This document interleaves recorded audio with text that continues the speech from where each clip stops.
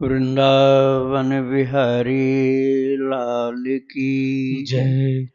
राधा रानी की जय श्री गुरुदेव भगवान की जय। श्री राधे राधे। भक्ति प्रश्नोत्तरी कार्यक्रम प्रारंभ किया जा रहा है। आइए भक्ति संबंधित प्रश्नों को हम श्रवण करें। श्री राधे राधे गुरु जी, आपके श्री चरणों में कोटि कोटि दंडवत प्रणाम। आकांक्षा शर्मा जी है, इनका प्रश्न है, महाराज जी विगत 3-4 वर्षों से जगत गुरु कृपालु जी महाराज जी का सत्संग सुनती आ रही थी।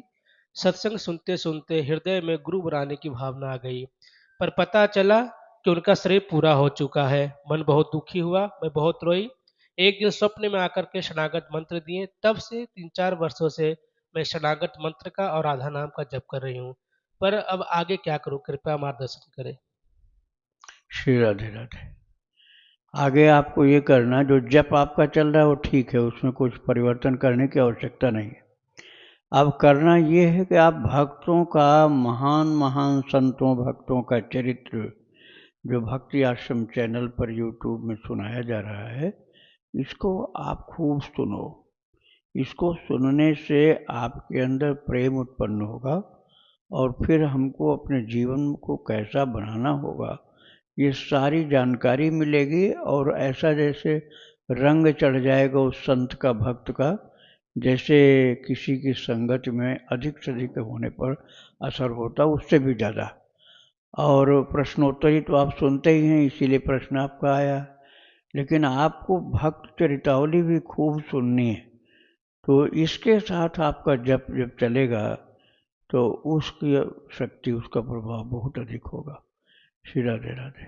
इनका दूसरा प्रश्न है, महाराज जी मेरा ठाकुर जी के प्रति प्रिया प्रियतम का भाव है, इस कारण से मैं विवाह नहीं करना चाहती, परंतु शरीर के जो माता पिता वो जबरन मेरा विवाह करवा रहे हैं और जिनसे करवाना चाह रहे हैं वह वैष्णव भी नहीं है। मेरा बिल्कुल भी विवाह करने का इच्छा नहीं है, तो ऐसे में मैं क्या करूं, उनकी बात मान करके विवाह करूं या वृंदावन भाग आऊं, क्योंकि मेरा विवाह करने का मन बिल्कुल भी नहीं है। वृंदावन भाग के आने की बात तो मैं नहीं कह पाऊंगा, लेकिन आप विवाह बिल्कुल मत करना, क्योंकि वो वैष्णव नहीं है। जिससे आपका विवाह होने जा रहा है वो भक्त नहीं है। तो एक अभक्त से विवाह यदि करोगे तो निश्चित ही आपके भजन में बाधा पड़ जाएगी, और वह हर समय आपको बाधा डालता रहेगा, कलह भी करेगा, और भक्ति विरोधी होने के कारण वह अशांति करता रहेगा। तो उससे अच्छा है कि आप उन लोगों की बात सुनते रहो। उनसे कह दो कि आप बार बार कहने से कोई फायदा नहीं है, मुझे ऐसे से विवाह करना ही नहीं जो नास्तिक है, जो भक्त नहीं। हाँ, यदि कोई बहुत महान, कोई सच्चा भक्त हो तो उससे विवाह किया जा सकता है। तो अभक्त से विवाह मत करना। वृंदावन दर्शन के लिए तो आओ, अब ठाकुर जी यहाँ रख लेंगे तो अलग बात है, लेकिन दर्शन करने के लिए ही आओ। श्री राधे राधे। अगला प्रश्न है, गुरु जी श्री महाराज जी आपके द्वारा मीराबाई जी की चरित्र सुन रही हूँ, इसे आपने अपने शब्दों से बिल्कुल सजीव कर दिया है। सुनते सुनते आंसू बंद ही नहीं होते और मन उनके व प्रभु के श्री कृष्ण के चरणों में लगा रहता है। मेरा प्रश्न है कि मीरा जी गोपी थी तो उन्होंने ऐसा क्या कर दिया कि उन्हें इस धरती पर आकर इतनी भक्ति के बाद भी इतना कष्ट सहना पड़ा। आपने जैसे बताया कि उनकी माँ ने भगवान है, भगवान है जिन्हें यह भान नहीं था, कृष्ण भगवान है, उनको देखने से मना कर दिया था। मीरा जी की इसमें क्या दोष, उन्होंने तो माँ की बात मानी, तो प्रभु क्यों नाराज हुए। उन्हें तो यह भी ज्ञात था कि वह यह जानबूझकर के नहीं कर रही है, अनजाने में की गई गलती की। इतनी बड़ी सजा क्यों दिया ठाकुर जी ने मीराबाई जी को। आपको एक बात तो याद है, दूसरी बात याद ही नहीं है। उनके पतिदेव ने कहा था, माधवी नाम की जो गोपी मीराबाई थी द्वापर युग में, उनके पति ने कहा था कि ये मेरा सखा है, कन्हैया मेरा सखा है, इसको एक बार दर्शन कर लेने दो, इसकी कृपा होगी तुम्हारे ऊपर। तो जब शादी हो चुकी है तो पति की बात ज़्यादा माननी चाहिए। अब माँ की बात तो उन्होंने मान लिया और पति ने इतना समझाया कि ये बहुत अच्छे हैं, इनका दर्शन मिल जाने से तुम्हारा भी कल्याण होगा। पति ने खूब समझाया था, लेकिन उस बात का माना ही नहीं, इनकार भी कर दिया। तो भगवान ने उसी समय, ठाकुर जी तो अपनाना चाहते थे, तो ठाकुर जी के मुख से निकला कि तू क्या मुझे दिखाएगी, तू मुझको ही देखने के लिए तरसती रहेगी, और इसके लिए तुझे एक जन्म लेना पड़ेगा। तो उन्हीं का मीराबाई के रूप में जन्म हुआ था। अब वो कुछ जो आप लोग समझते हैं कष्ट ना, वो कष्ट वास्तव में मीरा जी को नहीं था, सुनने वाले को कष्ट था। जो हम आप सुनते हैं ना उस चरित्र को, तो हमें कष्ट होता है सुन करके कि मीराबाई को सांप की पिटारी क्यों भेजी गई, जहर क्यों पिलाया गया, कमरे में बंद क्यों किया गया। अरे आपको पता नहीं कि जिस जिस समय ऐसी विषम परिस्थितियां हुई थी, उन हर घटनाओं के साथ ठाकुर जी और खुल करके उनके साथ रहते थे, क्योंकि वहाँ तो कोई जाने ही नहीं पाता था। अंधेरी कोठरी में बंद थी, वहाँ कन्हैया लक्ष्मी नारायण दोनों लोग खूब खिलाते थे उनको, भोजन उनको मिलता रहता था। जहर के प्याले में जहर होता तो मर नहीं जाती क्या, अमृत बना दिया भगवान ने। भगवान के लिए तो सब कुछ संभव है ना, असंभव तो कुछ होता ही नहीं। तो जहर को उन्होंने अमृत बना दिया। मीरा जी के अंदर और शक्ति आ गई, और जीवनी शक्ति बढ़ गई, और आनंद बढ़ गया। अब आप इन बातों को समझिए, तब आप दुख नहीं कह पाओगे। मीरा जी ने जो जो कष्ट झेला, ऐसा माना जाता है उन कष्टों के अंदर भगवान की विशेष कृपा थी। इसलिए मीरा जी तो और उत्साहित होकर के 25 वर्ष तक वृंदावन में रही। जब प्रभु की आज्ञा हुई तब द्वारकापुरी गई थी, फिर भी उनको नित्य वृंदावन में ही ठाकुर जी ने बाद में भेज दिया। तो पूरा चरित्र तो आपने सुना ही है, अब उसको मैं फिर से याद नहीं करा रहा हूँ, लेकिन उसका रहस्य मैंने बताया आपको। श्री राधे राधे। रितु जी हैं कर्नाटक से, इनका प्रश्न है, जब मैं महामंत्र करती हूँ, जो कि अक्सर मैं कुछ भी काम करते हुए करती हूँ, तो जब मुझे ध्यान नहीं रहता है तब अनजाने में हरे कृष्ण पहले आता है, फिर हरे राम आता है। जब मैं संज्ञान में होकर करती हूँ तब हरे राम मैं पहले बोलती हूँ, फिर हरे कृष्ण बोलती हूँ। लेकिन कई बार जब ऐसे ही स्वतः निकलता है तो हरे कृष्ण पहले निकलता है। मैं जानती हूँ दोनों ही राम और कृष्ण जो हैं वो परमात्मा के नाम हैं, लेकिन क्या मंत्रों के नियम के हिसाब से कोई दोष बन रहा है? अनजान में हो रहा है तो कोई दोष नहीं है, क्योंकि नाम तो प्रभु का है ही, उसमें कोई अंतर नहीं पड़ेगा। जानबूझ करके जो आपने ठीक समझा वो करिए, अनजान में भी प्रभु का नाम घूम फिर कर जैसे भी आवे कल्याण ही करता है। आपको चिंतित नहीं होना है, आप लगे रहो बस। श्री राधे राधे। हिमानी जी हैं अलवर से, इनका प्रश्न है, प्रभु इच्छा से पढ़ाई लिखाई का कर्तव्य मिला हुआ है, जिसमें प्रायः प्रतिदिन घंटों लग जाते हैं। महाराज जी, वैसे तो सुना है कर्तव्य कर्म के समय को प्रभु को समर्पित करने से वो भजन माना जाता है, पर नाम छोड़कर कार्य करने में मन अशांत होने लगता है। महाराज जी, कृपा करके मुझ दीन को ऐसा उपाय बता दीजिए जिससे पढ़ाई, वार्तालाप, व्यवहार इत्यादि के समय एकाग्रता भी भंग न हो और बिना एक भी क्षण व्यर्थ हुए नाम जब भी निरंतर चलता रहे। पढ़ाई यदि अपने घर में करना है तब तो एक सरल उपाय है कि जहाँ ये कार्य होता है अध्ययन का, पढ़ाई लिखाई का, उस जगह पर अपने मुंह के सामने कोई टेबल पर या दीवार पर या कोई चीज़ जो सामने हो, भगवान का बहुत प्यारा सा एकदम मनोहर चित्र चुराने वाला चित्र लगाओ, जिसको देखते ही मन एकदम आनंद से भर जाए। वो सामने ही होना चाहिए, बहुत ऊंचाई पर भी नहीं हो, एकदम नीचे भी न हो, आपके पैरेलल होनी चाहिए विजन उसका। तो फिर आपको पढ़ाई लिखाई के बीच बीच में भी निगाह पड़ती रहेगी, तो आपका हृदय आनंद से भर जाएगा। हाँ, यदि स्कूल की बात होगी तो वहाँ आप छोटा सा चित्र रखें, क्योंकि शायद किसी को बाधा डालने का मन हो जाए कि क्या करते। यदि बाधा नहीं है तो वहाँ पे बड़ा चित्र आप लगा सकते हैं। जप का समय जब मिल जाए तभी जप करो, और स्कूल में छोटी माला रखो, बड़ी माला नहीं रख सकते हो, या काउंटर छोटा सा होता है उंगली में पहने रहते हैं, वृंदावन में खूब मिलता है, उससे भी जप कर सकते हैं। श्री राधे राधे। मोनिका जी हैं जयपुर से। इनका प्रश्न है, ज्ञान योग में साधक को स्वयं को गुणों से सर्वथा अशब्द एवं निर्लिप्त दिखता है, अतः सिद्धा अवस्था में वह संपूर्ण गुणों से सर्वथा अतीत हो जाता है। गुरुजी, गीता की इन लाइनों का क्या अर्थ है?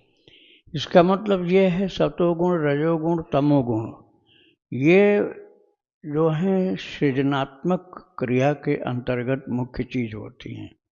इन्हीं के द्वारा जगत की रचना होती है। और जैसे जगत है ऐसे हमारा शरीर है, ये भी पंचभौतिक है। पंचभूत से संसार बना है, पंचभूत से ये शरीर बना है, इसे पार्थिव कहा जाता है। तो इसमें होता तो तीनों गुण है, तमोगुण, रजोगुण, सतोगुण तीनों होता है, लेकिन किसी में कोई चीज प्रमुख है, किसी में कोई चीज प्रमुख है, सबका बराबर नहीं होता। जैसे किसी के अंदर तमोगुण की प्रधानता होगी तो वो व्यक्ति बहुत मार काट उपद्रव करने वाला, बहुत गंदा खान पान वाला, बड़ा लड़ाई झगड़े वाला होगा और लोगों की हानि करने वाला होगा, किसी को सुख न देकर सबको दुख देने वाला होगा। ये तमोगुण की प्रधानता होगी। रजोगुण की प्रधानता होगी तो ऐसा तो नहीं करेगा, लेकिन अपने ठाट बाट, अपने खान पान, अपने लाभ के लिए दूसरे को कुछ परेशानी हो जाए तब भी चिंता नहीं करता है। सतोगुणी होता है सात्विक कार्य, भक्ति का कार्य, दूसरों को सुख देने का कार्य, हेल्पिंग नेचर होता है उसका, सहायता करने का स्वभाव होता है। और बड़ा सात्विक और शुद्ध भाषा बोलता है। शुद्ध भाषा का तात्पर्य व्याकरण सम्मत नहीं, ऐसी भाषा बोलता है जिससे किसी को दुख न हो, किसी को कष्ट मिलने वाली बोली, ऐसी लैंग्वेज, ऐसी टोन, ऐसी भाषा, मतलब जिसमें अपशब्द हो या कटु हो, उद्वेग वाले शब्द, वैसा नहीं बोलता। बड़ा मितभाषी, मृदुभाषी और सदाचार परायण, भक्ति युक्त होता है, जो सात्विक गुणों से भरपूर होता है। तो इनको जब भगवान का, जैसे तमोगुणी है, सत्संग मिले तो सत्संग मिलने से तमोगुण से मुक्त हो जाएगा, रजोगुण प्रधान हो जाएगा। और अधिक सत्संग मिलता जाए तो रजोगुण से ज़्यादा सत्वगुण में होगा, रजोगुण न्यून हो जाएगा। और जब सत्वगुण भी हो जाएगा, मुख्य सत्वगुण ही हो जाएगा, तब उसका ये भाव हो जाएगा कि ये सब प्रभु की कृपा से, मेरा कुछ नहीं है। जब मेरा कुछ नहीं ये समझ में आने लग जाएगा, तब वो गुणातीत अवस्था होगी, अर्थात गुणों के द्वारा बंधन जो होता है, जीव को उस बंधन से मुक्त हो जाएगा। गुण गुणों में बरत रहे हैं और मैं प्रभु का सेवक, प्रभु की सेवा में लगा हुआ हूँ। गुण शरीर के धर्म हैं और मैं आत्मा हूँ, इसलिए आत्मा का धर्म मेरा प्रभु से प्रेम है। इस स्थिति में जब वो पहुंच जाता है तो गुणों के बंधन से मुक्त हो गया, त्रिगुणातीत, गुणातीत अवस्था में भगवान का शुद्ध भक्त हो जाता है।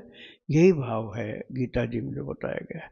श्री राधे राधे। इनका दूसरा प्रश्न है, गुरुजी, भगवत गीता के 14वें अध्याय का 19वां श्लोक है, उसमें स्थूल शरीर से क्रियाओं और पदार्थ का सुख, सूक्ष्म शरीर से चिंतन का सुख और कारण शरीर से स्थिरता का सुख नहीं लेना है।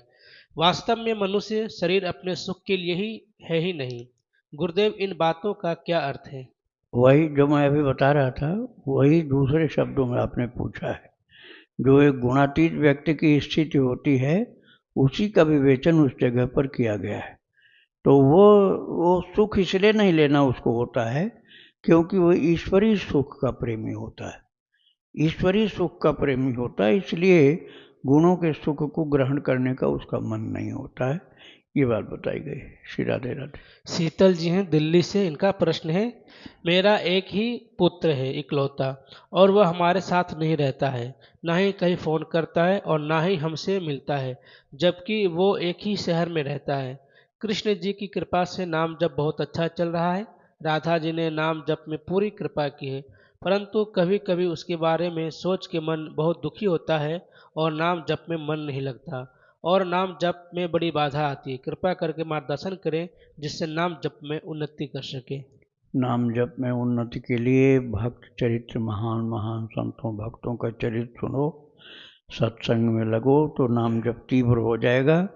और जो पुत्र वाली बात आपने कहा है ना, तो इसी आसक्ति को मिटाने के लिए ठाकुर जी ने लीला कर रखी।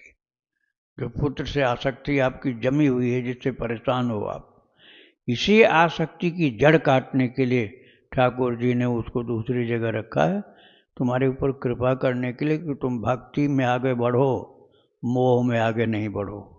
मोह से मुक्त हो जाओ, प्रभु की भक्ति में संयुक्त हो जाओ। इसके लिए ही भगवान ने उस बच्चे को दूसरी जगह आराम से रखा है, उसकी चिंता मत करो। राधे राधे। रीना सोनी जी हैं कोटा से, इनका प्रश्न है, एकादशी के दिन मेरा व्रत रहता है लेकिन बच्चे एवं पति के लिए खाना बनाना पड़ता है, तो क्या मुझे दोष लगेगा? नहीं, आप वो जो खाना बता रहे हो ना, भोजन, उस भोजन को भगवान के लिए बनाओ। भगवान का व्रत नहीं होता है, भगवान का कोई व्रत नहीं होता, क्योंकि भगवान साधक थोड़े हैं। तो भगवान को आप भोग लगाओ, और वो जो भोग लगा हुआ है उसमें से कोई फलाहार वाली चीज, फल का भी साथ में भोग लगा दो ना, अन्न के साथ फल का भी भोग लगा दो। तो उसमें से फल जो है प्रभु का प्रसाद है, इसलिए उसको आप उठा लेना, और बाकी पूरा उन लोगों को दे देना जो लोग व्रत नहीं कर रहे हैं। तो आपको कोई दोष नहीं लगेगा, क्योंकि आपने भोजन भगवान के लिए बनाया। आपने पति के लिए, पुत्र के लिए नहीं बनाया, आपने भगवान के लिए बनाया। भगवान को तो व्रत करना नहीं है, तो भगवान को अन्न का भोग लग गया। अब समस्या भी एक टल गई, क्योंकि भोग लगाओगे अन्न का तो आप खाओगे नहीं। अब कहाँ जाएगा भोजन? गाय को खिलाओगे? इससे अच्छा घर में खाने वाले बैठे हैं, उनको खिला दो। ठाकुर जी की सेवा हो गई, कोई दोष नहीं लगेगा। श्री राधे राधे। एकादशी के दिन गाय व कुत्ते को रोटी दे सकते हैं, कोई दोष तो नहीं? यदि आपका व्रत है तो ज़्यादा अच्छा होता है कि फलाहार खिलाओ, लेकिन ये वो गाय फलाहार नहीं खाती तो रोटी दो। मान लो फलाहार न खाए तो रोटी दे दो। कोई कोई गाय होती हैं हर जगह की नहीं खाती हैं केला आदि, तो उनको रोटी देने में दोष आपको नहीं लगेगा, क्योंकि गाय तो व्रत करती नहीं है। आप कुत्ते को भी इसी तरह से आप देख लें। अब जैसे मान लो कुत्ता अब कुछ भी नहीं खाने को दोगे, तब तो एक दिन में परेशान हो जाएगा। वैसे पालना नहीं चाहिए कुत्ते को, बाहर आपके घर के बाहर रह रहा है वो, तो उसको वहाँ भोजन दे दो। नहीं फलाहार खाता है कुत्ता, फल नहीं खाता, बिल्कुल नहीं खाता फल, तो उसको रोटी दे दो, ब्रेड दे दो। कुत्ते के लिए भोजन ये दे सकते हो, उसमें दोष नहीं लगेगा, क्योंकि उसको व्रत तो कराया नहीं जा रहा। हाँ, करोड़ों में कोई कुत्ता होता है जो व्रत करता है, हुए हैं कोई कोई, उनको रोटी दो तो वो भाग जाएगा, खाएगा नहीं। और ज़बरदस्ती किया जाए तो मिट्टी खोद कर उसमें गाड़ देगा वो, और अगले दिन खाएगा, तीसरे दिन खाएगा। बंडा भगत नाम का कुत्ता था, करह करह वाले बाबा रामदास रामायणी के पास रहता था। उससे जांच की जाती थी कि एकादशी आज है कि नहीं, तो रोटी दे दो तो भाग जाता था वो, एक एकादशी है तो, और नहीं है तो खा लेता था। और ज़बरदस्ती की जाए तो मिट्टी खोद कर गाड़ देता था, फिर अगले दिन खाता। तो ये पूर्व जन्म का संत था, इसलिए ऐसा हो रहा था। तो आप अपने तक ही सीमित रखो व्रत को। भगवान के लिए भी व्रत नहीं होता है, केवल साधक के लिए होता है। और जीव जंतुओं को पवित्र भोजन आप दो, गंदी चीज मत खिलाना। जैसे अशुद्ध आहार जो है वो मत खिलाना, उसका नाम भी मैं नहीं लेना चाहता। श्री राधे राधे। इनका आखिरी प्रश्न है, लड्डू गोपाल जी को काजल लगाना अच्छा लगता है मुझे, मैंने बाजार वाला पेंसिल का काजल लगा दिया, तो कोई अपराध तो नहीं? बाजार वाला हाँ, बाजार से पेंसिल पेंसिल हाँ, काजल लगा। काजल यदि आपके पास अपने घर का बनाया हुआ हो, अब तो बनाते नहीं लोग, पहले तो बनाते थे मिट्टी के दिया का, सरसों के तेल का दिया जला के उसके ऊपर ऐसे उल्टा कर देते थे, मिट्टी का बर्तन, उसमें काजल जम जाता था। वो थोड़ा सा घी में तेल में मिला कर लगाओ तो भगवान के लिए ज़्यादा अच्छा तो वही, लेकिन नहीं मिल पा रहा है तो जो मिल रहा हो उससे आप सेवा कर सकते हो। राधे राधे। गुरुजी राधे राधे। राधे। गुरुजी पिताजी हमारे बचपन से ही बराबर नाम जप करते थे, बहुत ज़्यादा पूजा पाठ करते थे बराबर। अगर उनको छू भी दीजिए बोलते थे कि हमें जो है हमारा ध्यान प्रभु से तोड़ दिया आपने। और बीएमएस किए थे, डॉक्टर थे, बट पूरे जीवन काल में अर्थ की प्राप्ति नहीं हुई, सामान्य जीवन चला और लास्ट में उनको सांड ने मार दिया और एक्सपायर कर गए। ठीक है, बैठो। अब आपका धर्म है कि पिताजी के उद्धार के लिए प्रयत्न करो, क्योंकि मृत्यु का तरीका सही नहीं था। उसमें उनका दोष नहीं, प्रारब्ध की बात थी। वो जानबूझ के तो सांड को उत्तेजित किए नहीं थे, सांड आके मार दिया। उनकी मृत्यु इसी तरह से होनी थी। हो सकता है पिछले जन्म का कुछ वैर रहा हो उससे, पिछले जन्म की कुछ लड़ाई रही होगी तो वो मनुष्य, हो सकता है पिताजी ने उसको मारा हो, तो अब मनुष्य नहीं बन पाया, पशु बना, तो उसने पशु बनने पर भी वो दुश्मनी जो थी उसके अनुसार काम किया, तो वो तो बात समाप्त हुई। लेकिन अब आपको ये करना है, वैसे एक्सीडेंटल डेथ है, इसमें प्रेत नहीं बनते हैं। आप चिंता मत करना कि प्रेत बन गए हो, प्रेत नहीं बने निश्चित है। इसमें ज़्यादा संभावना होती है मनुष्य का जन्म मिलने की, ऐसी मृत्यु जिसमें सुसाइड न किया गया हो। सांड ने मारा तो सुसाइड तो हुआ नहीं, वो तो एक्सीडेंट हुआ। तो इसमें ज़्यादा चांस यही रहता है कि वो व्यक्ति आकस्मिक जो इस प्रकार से मरता है वो मनुष्य का जन्म प्राप्त करता है और कुछ दिन तक उसको वो घटना याद रहती है, कुछ वर्ष, सीमित टाइम तक। और यदि बहुत ज़्यादा गहरा घाव लगा होगा तो जन्म के समय उस बच्चे के उस जगह पर थोड़ा निशान आता है, क्योंकि उसकी चित्तवृत्ति उस जगह केंद्रित हो जाती है मरने के टाइम कि मेरे शरीर में इस जगह गहरा घाव है, तो उसके चिंतन के कारण वो चिन्ह बन जाता है। बाधी तो दूसरी होती है लेकिन चिंतन के कारण हो जाता है। तो आपको ये निश्चिंत हो जाना है कि प्रेत नहीं बने।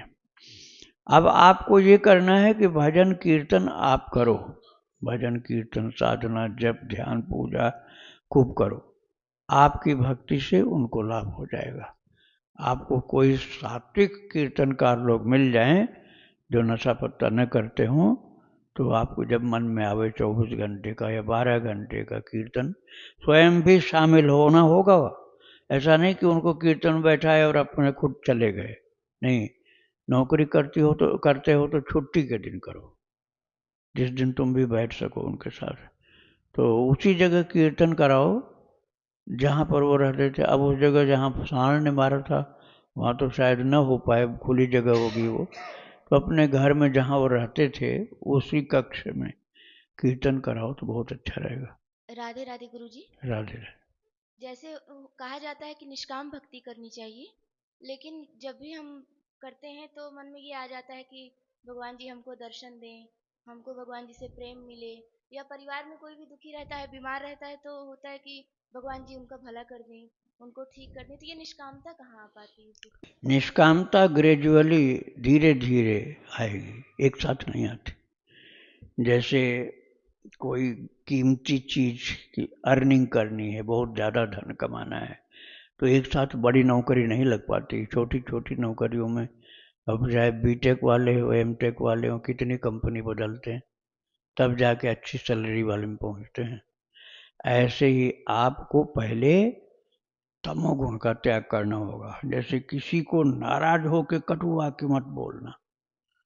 जैसे किसी ने आपको सताया, आपके साथ उसने दुर्व्यवहार किया, सताया, दुर्व्यवहार किया, डांटा फटकारा, क्रुद्ध होकर के गलत शब्द बोल दिया, तो आप उसके लिए बुरा वाक्य मत बोलो, उसके लिए आप बुरा वाक्य मत बोलो, मौन होकर सिर झुका के चल दो।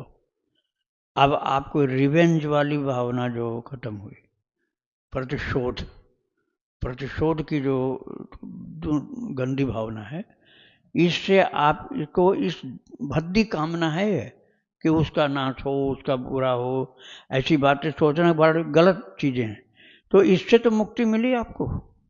अब इसके बाद अरे उसका कैसे बढ़ रहा है, हमारा नहीं बढ़ रहा है, उसको नीचे होना चाहिए, हमको ऊपर होना चाहिए, ये जो प्रतिस्पर्धात्मक, इससे मुक्ति फिर पाओ कि नहीं भैया उसका बहुत भला हो रहा है, ठाकुर जी की कृपा है, उसका भला हो रहा है, हमको क्या हानि है, हम भी ठाकुर जी की कृपा से जिंदा तो हैं ही, जितना वो दे रहे हैं उतने में हम भी रह रहे हैं।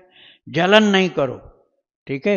एक तो बदले की भावना, पहले मैंने बदले की भावना बताई, बदले की भावना से, उस कामना से मुक्ति पाओ, बदले की कामना से। दूसरी जलन जो होती ईर्ष्या, ईर्ष्या वाली कामना से मुक्ति पाओ। अब ईर्ष्या में जल जाते हैं, चिढ़ जाते हैं, उससे मुक्ति पाओ। अब इसके बाद फिर आप कोई लाभ जिसमें बेईमानी करनी पड़ रही है, झूठ बोलना पड़ रहा है, कुछ गलत कागज बनाने पड़ रहे हैं, या मिथ्या भाषण करना पड़ रहा है, आपका तो हमें नहीं चाहिए। लालच वाली बात है ना, लालच वाली कामना है, इसमें आप बोल दो हमें नहीं चाहिए, इतना झूठा काम हम नहीं कर सकते हैं। इस कामना से मुक्ति पाए कि नहीं पाए? पहले रिवेंज वाले प्रतिशोधात्मक से, फिर ईर्ष्या वाले से, फिर ये झूठी चीज, मिथ्या मिथ्या वचन, मिथ्या कार्य, इससे मुक्ति पा गए। अब सात्विक ईमानदारी की कमाई, हम रिश्वत नहीं लेंगे, हम जो प्रभु करा रहे हैं, दे रहे हैं, उतने में संतुष्ट रहेंगे। अब धीरे धीरे कामनाएं लेस हो रही हैं, कम हो रही हैं। आप एक साथ नहीं सब कर पाओगे, एक एक नियम बनाओगे तभी होगा। अब जैसे किसी ने टीचर की नौकरी की है, अब यदि वो ऐसा करता है कि तनख्वाह तो पूरी लेता और पढ़ाने जाता ही नहीं, तो समझ लो बेईमानी की तनख्वाह है उसकी। मानेगा नहीं इस बात को, कहेंगे हमको तो सरकार दे रही, बेईमानी काहे की है, लेकिन पूरी बेईमानी की तनख्वाह है उसकी, कि सरकार इसलिए दे रही है कि तुम पढ़ाओगे, और तुम पढ़ाने जाते ही नहीं क्योंकि सरकारी टीचर हो गए। अब क्या होगा कि वो तनख्वाह आपकी बेईमानी की हो गई। बेईमानी का मतलब ये नहीं कि आपने पॉकेट मारी किया, रिश्वत लिया, वो नहीं। सरकार ने तनख्वाह क्यों दिया है? पढ़ाने के लिए, तुम पढ़ाते हो नहीं, तो बेईमानी तनख्वाह हो गई। इन चीजों में सुधार करते करते कामनाओं से मुक्ति मिलेगी, एक साथ नहीं।